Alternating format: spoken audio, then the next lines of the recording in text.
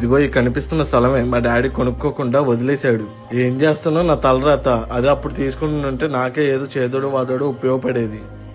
ఏ బాలు, ఇంత సడన్ గా వచ్చండి. అమ్మ నాన్న బాగున్నారా? బాగున్నాను పెద్దమ్మ. అమ్మ నాన్న కూడా బాగున్నారు. మీరెలా ఉన్నారు? బాగున్నాను రా. ఏంటి ఇటు వచ్చారు? ఏం లేదు పెద్దమ్మ, ఇక్కడ ఏదో స్థలం ఉందంటే చూడడానికి వచ్చాము. అవునా, మరి తీసుకుంటారా? ఎక్కడ పెద్దమ్మ, 10 లక్షలు చెప్తున్నారు. అదే మా చిన్నప్పుడు డాడీని తీసుకోమన్నప్పుడు 10,000 చెప్పారంట.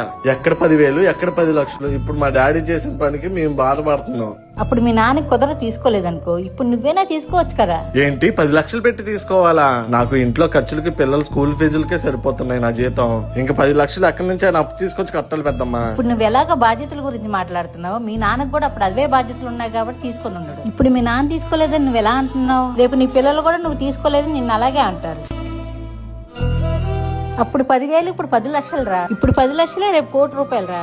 అప్పట్లో లోన్లు అప్పులు ఇచ్చేవాళ్ళు ఎవరు లేరురా. ఇప్పట్లో అలాంటి చాలా మార్గాలు వచ్చారా. అప్పు చేసినా తీసుకో, మంచి పనికే కదరా. ఇప్పుడు తీసుకుంటే రేపు నీ పిల్లలకు ఉపయోగపడుతుంది. మీ పెద్దమ్మ చెప్పిన మాట కూడా నిజమే కదండి. మీ నాన్న చేసిన తప్పు మాత్రం మీరు చేయమాకండి.